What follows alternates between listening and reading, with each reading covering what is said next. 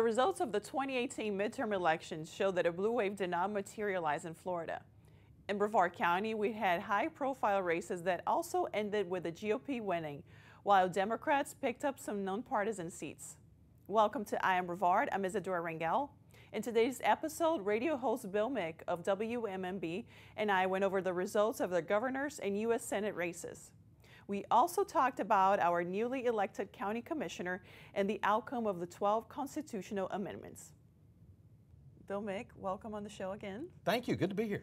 So we have a lot to talk about regarding the results of the elections in Florida and Brevard County.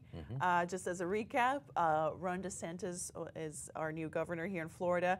In the U.S. Senate race, Rick Scott has declared victory, but Bill Nelson, the incumbent, is asking for a recount. So this is what we know as we're recording the show, and some of these numbers might change by the time it airs. But I want to go into the governor's race. I think Sure. Highly anticipated results. Andrew Gillum was leading in most of the polls, a lot of times within the margin of error, but in the end, Ron DeSantis pulls it off. Here's my take on it. Okay. It's the Trump factor. Ron DeSantis didn't really have a solid platform. A lot of his appeal was that he was going to work with Trump and he was going to fulfill Trump's agenda in Florida. What is your take on it? As I looked at this, number one, I never really believed the polls that we were seeing that said Andrew Gillum had a 6-7 point lead. If you go back to the Democratic primary, Gwen Graham had a 6 or 7 point lead, allegedly, and Andrew Gillum pulled that off and got the nomination. The polls were notorious in undersampling Republicans. I don't know which organizations were doing them, if they had a slant or a lean or a reason to push Gillum that way. I think that motivated Republican voters because, in all honesty, Andrew Gillum scares Republicans.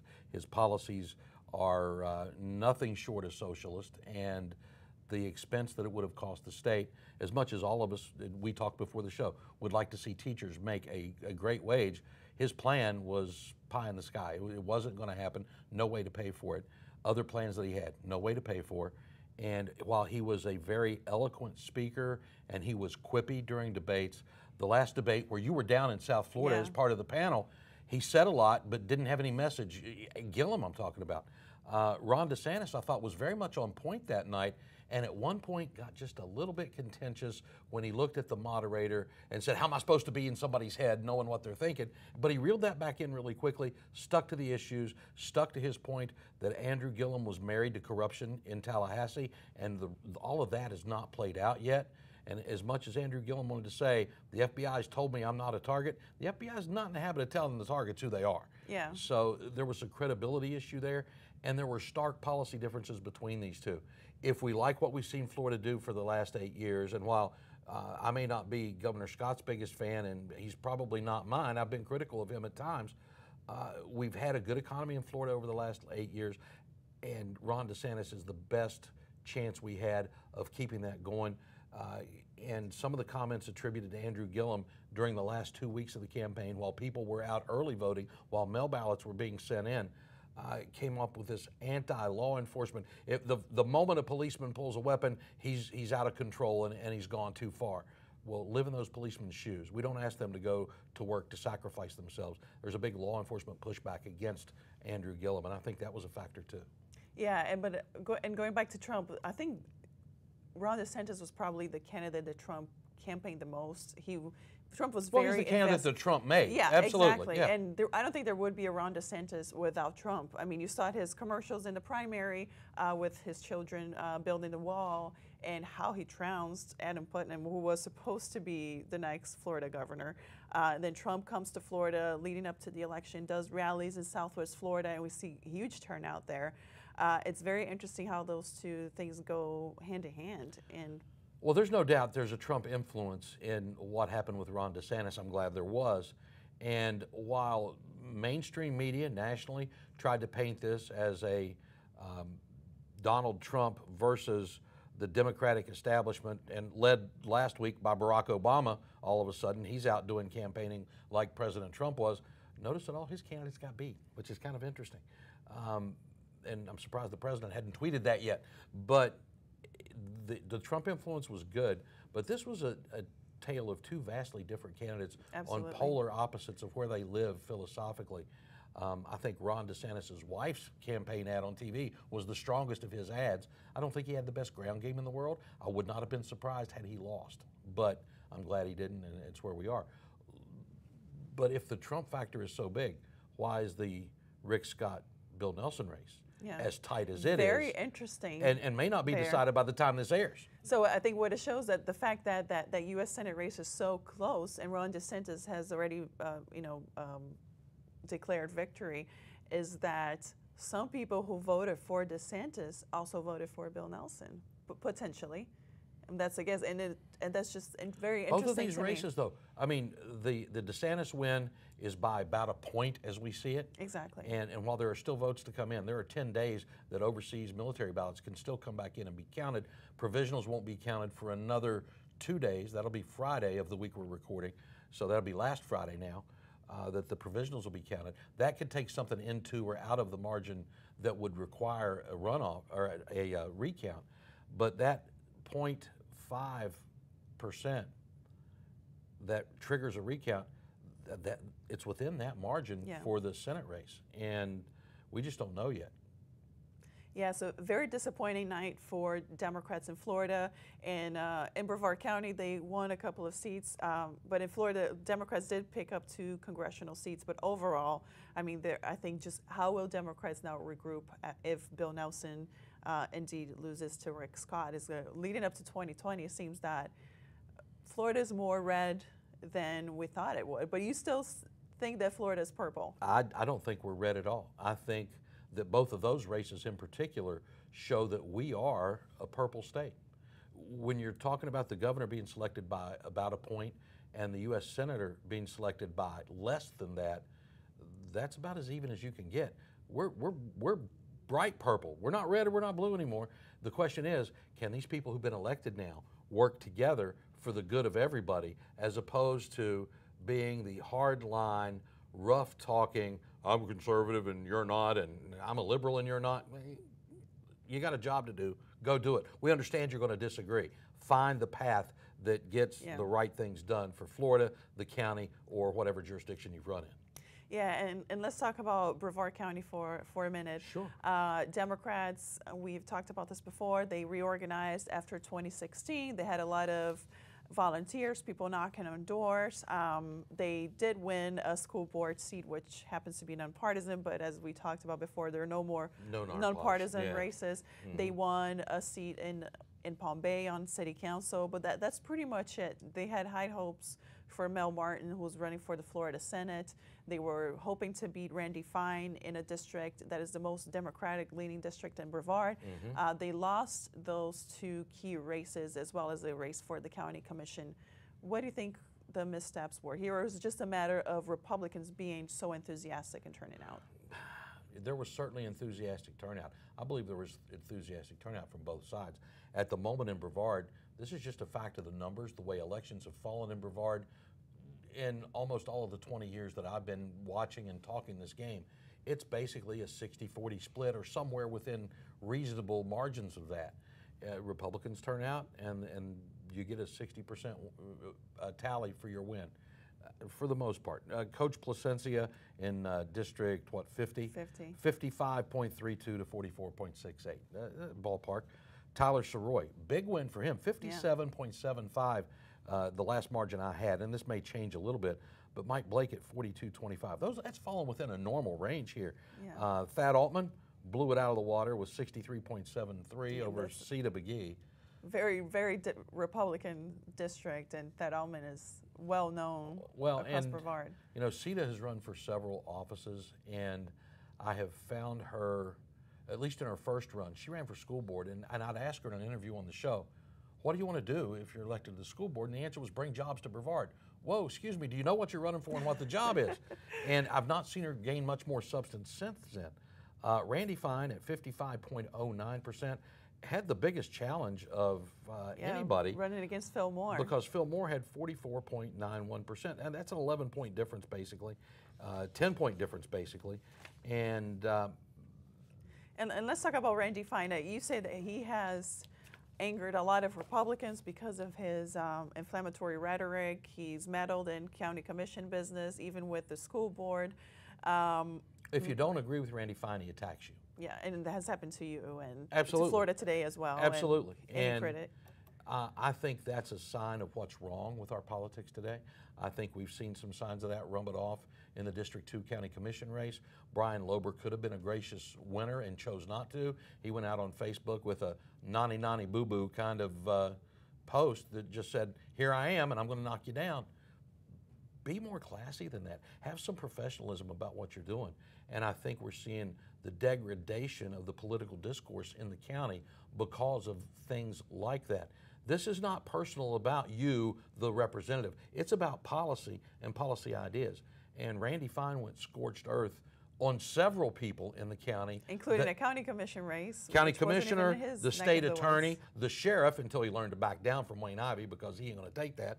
And it has destroyed the political discourse in this county to the point that you will not hear Randy Fine on Bill Mick Live ever again. I don't trust him. I don't believe he's a person of integrity, and I don't need to present that to my audience. And we invited him twice to participate in our forums, and he declined both our invitations, by the way. He did come to my show, and he had a darn good interview.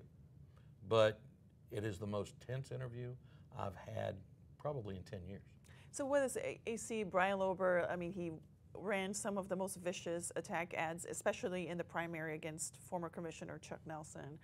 What he wrote on Facebook after that, and then you have Randy Fine. It seems like civility is not a requirement anymore to be elected to office, and that concerns me because rhetoric is not an afterthought.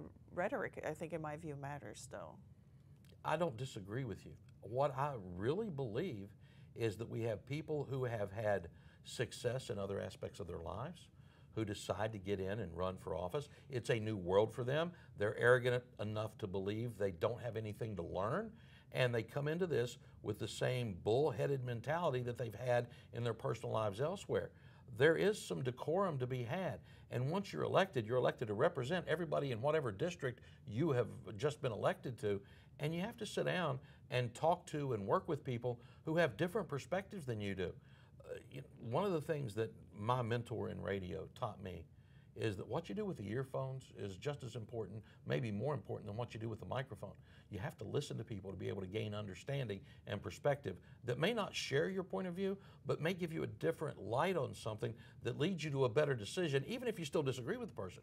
And if these people come in with this attitude, and I know I'm the king of the walk and this is how I'm going to do this, they're going to be sorely disappointed because they are going to push people away. Randy Fine has pushed people away that he will need to work with, both in Tallahassee and on the local level, because of his taking the politics personally and not realizing it's a difference in policy. He takes it all as a referendum on him. It's not a referendum on him. It's a referendum on his presentation and how he does things. Yeah, and we talked about Brian Lober. He is the new commissioner on the county commission. How do you think that will change the balance of power on the commission? We've seen this conflict between Commissioner John Tabaya, who takes a more hardline conservative stance on issues, and then the rest of the commission, and then you have a swing vote, which is usually Christina Snarty. How does Brian Lober play into that mix? I think right now he's kind of a wild card, so I'm still trying to figure him out. I'm not so sure it's as wild as we may think. I think he is entrenched with the John Tabaya, Randy Fine camp, and that he will be a solid vote or issue maker for that particular agenda. I think it puts additional pressure on Christine to be the diligent, smart gal that she is, and she will vote with them some, she will vote against them some, and it's going to be up to her to be very observant and very insightful about what the end goals are, because John Tabaya doesn't show all his cards at once. Yeah, John Tabaya is very good at working behind the scenes, while Randy Fine goes on social media and blasts everyone.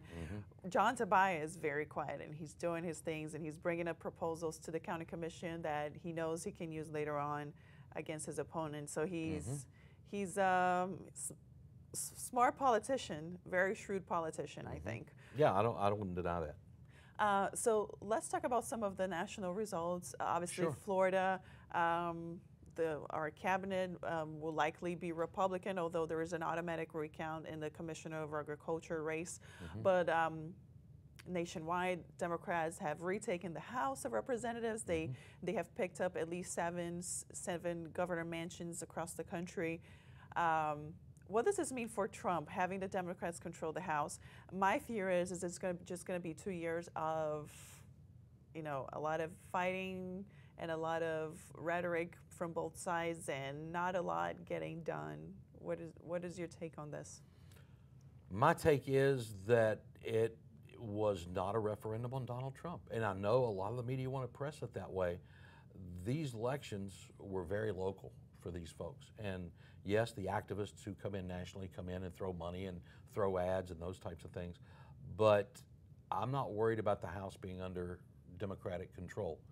I am tickled to death at the Senate that the Republicans picked up seats there, because one of the main reasons I was a Donald Trump fan, he was not my pick in the primary. I was a Ted Cruz guy. But once Donald Trump got the nomination, I supported him. And once he got in office, I was glad I did, because I've seen good progress for the country. I've seen great progress for the Supreme Court. And there's a chance there'll be another 1 or 2 retirements from that Supreme Court, maybe a third. Yeah. And at least one of those I would think would occur in the next 2 years. So you go ahead and play your little games over in the House, and if you want to pursue an impeachment of Donald Trump or anybody else, go right ahead, because that's not going to play well for your side in 2020. That could lead to a landslide for Donald Trump in his second term, should it all go that direction. Yeah, but I think Trump is still a factor, because if you see the places where Republicans made gains outside of Florida, they won a Senate seat in Missouri where Trump won overwhelmingly. They also won in Indiana, I believe North Dakota. All states that went for Trump, and the House seats were in these so-called suburban areas that tend to swing back and forth. And we don't know until we see the exit polling if we still trust polling nowadays. Yeah, exactly. and I don't really, but it's going to be interesting. It's going to be interesting for me to see how Florida does in 2020, if Trump has really solidified Florida as being favorable to Trump. So, but I want to move on to the 12 constitutional amendments on the ballot this year, which, I think they drove everyone nuts. Some of them were really complicated, but there was only one of them that didn't pass, which is Amendment 1, which I thought was going to be a wash. I thought everybody was going to vote yes on it because it creates a new homestead exemption. Who doesn't vote to decrease their own taxes, right? Yeah, so I'm still baffled. Obviously, we don't know what was in the minds of voters, but what do you think happened here? Well, I think our county and local governments were good at pushing a message that said, if this passes, we're going to end up in a big hole. The county commission saying, we're going to have to be $12 million short, we're going to have to make it up somewhere. So if this passes, we're going to hit you with a tax increase somewhere. City's saying, if this passes, it's going to hurt us too, we're going to hit you with a tax increase somewhere. And I think that's what got folks. What was interesting, though, is one of the arguments against this amendment was, well, it benefits so few people. Yeah. In Brevard County, it would have benefited 60% of the homeowners. Who already have a homestead exemption. Absolutely. Or, yes. Not saying they don't. But the idea that somehow it doesn't benefit enough people when it's benefiting 60%, that's an inconsistent argument to me. It benefits 60% of the people. That's a pretty decent number. It's what it takes to pass a constitutional amendment, but it didn't happen for that one. But I think statewide, at least according to Florida Watch, I think the number of homestead properties that would benefit it was slightly less than 60. So and I remember it was like close to 57%. So they sell it as this is a benefit for special people, and that's how. But it seems, but the number of people of homestead properties that would benefit, and the number and the votes were kind of similar in terms of percentage. But it seems to me that, and this is a good thing, that people actually took time to look into these amendments. Because I don't think they did at all. But then you have like Amendment 3, which we'll talk about shortly. Past Amendment 1, they didn't look at anything. Yeah, but yeah, I'm still trying to figure out why that didn't pass. And maybe, like you said, local governments did a good job getting their message out. There was certainly a big county and local pushback against it, and I think that was part of it. And let's talk about Amendment 3, which also passed with a very significant margin. It deals with gambling, and it has been sold as giving the power to voters on whether to expand gambling. It would require the power that we already had, by the way, Yeah. and had already voted on in Brevard, because it was a county by county issue until now. So basically what this means, if you want to expand gambling anywhere in the state, you would need a statewide referendum. My issue with that is if we want to open slot machines in Brevard, Miami-Dade, and all the counties in Florida would be voting on this. And why not give local control and state? And if you're those counties in South Florida, if you're those counties over in Tampa, if you're in a location where you've already got gaming going on, do you want to vote to allow competition? Because that's going to reduce the tax revenue you receive off of that. So that automatically takes your local vote out of it, and you've got to now run a statewide campaign that's going to cost you millions of dollars. Now, gambling interest will be glad to pay that money, because if they get it passed, they're going to make a bunch of money if they do. But this was exactly the opposite of what all the ads said it was. And we need a truth in political advertising law if we need anything. It was the most misleading amendment. It was. And like you said, it's the most telling thing is the Seminole tribe, which has an agreement with the state and basically virtual monopoly on gambling, was supporting this amendment. So was Disney, which is against gambling expansion. So it was interesting to see the gamblers in the Seminoles and the non-gamblers at Disney holding hands walking through this amendment, because that's what they did. Yes. So very interesting. We'll see what happens. I think only groups with a lot of money will be able to put this on the ballot and campaign to pass. Yeah. And, you know, it's going to be interesting to see what happens. So let's move on to Amendment 4, in which you and I disagree on. It restores voting rights to felons who have fulfilled their sentences. It excludes people convicted of murder and sex offenses. Also passed, which was not a surprise to me because it was a petition ballot measure. They needed more than 700. 700, yeah, plus. So it showed that it had that initial support at least. And you and I, before the show started, we were talking about, you know, how is this going to change how people register and whether people will actually register, right? I'm disappointed that, number one, I want to see a felon show rehabilitation before they get rights back.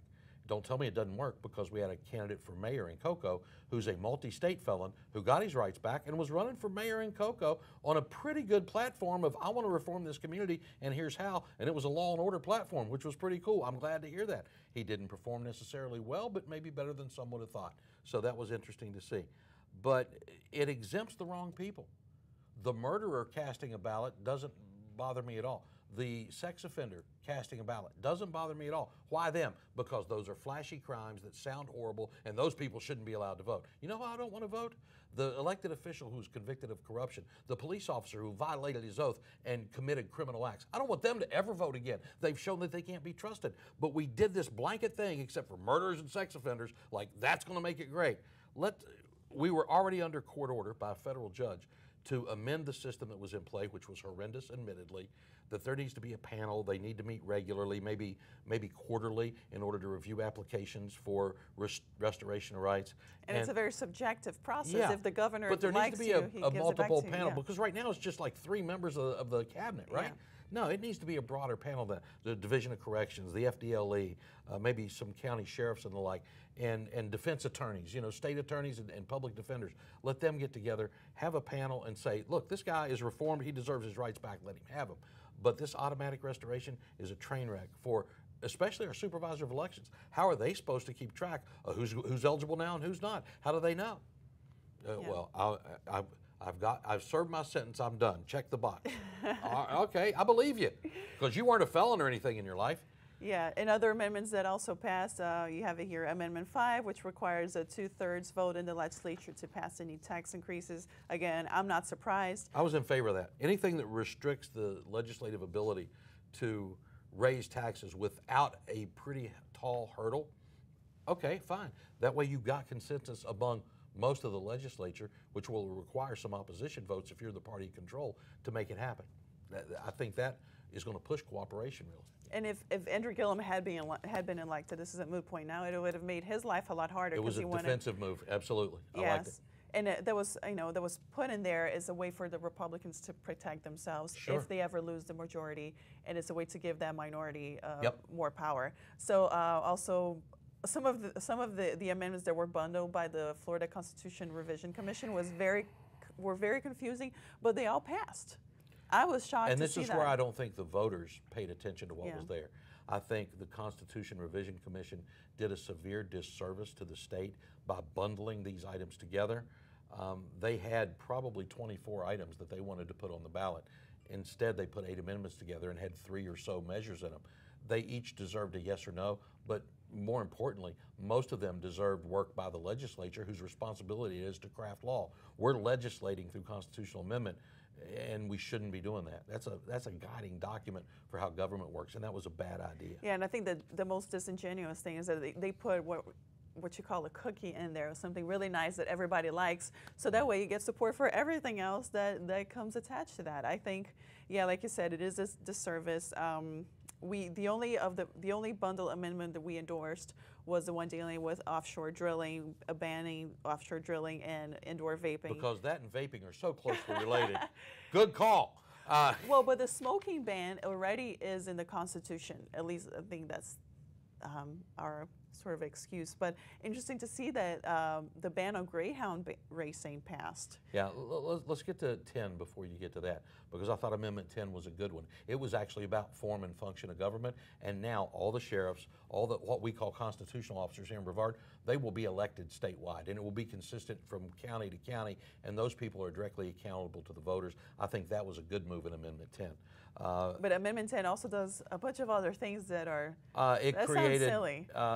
What do you it mean? tells the legislature should start their session in January. The legislature wants that. It'll be January every year now instead of just the presidential years. And puts, I think, the Department of Veteran Affairs into the Constitution, which it existed anyway. And who's trying to abolish that? Nobody. It's like, yeah. Nobody. And so but it solidifies it there. But again, each of those is still a form and function of government thing, which to me is a constitutional issue. But you talked about the greyhounds. My concern is, what's it going to do beyond the greyhound racing? Yeah. And will it bring Highlight back to Melbourne? Because I've never seen Highlight. I want to go watch Highlight. And Bill, we're running out of time here. I wish we had more time, but I want to thank you for being here. We'll find more again. Thank you. It's always fun. Thank you. That's it for I Am Brevard today. You can rewatch all of our episodes on Florida Today's YouTube channel. Thanks for watching.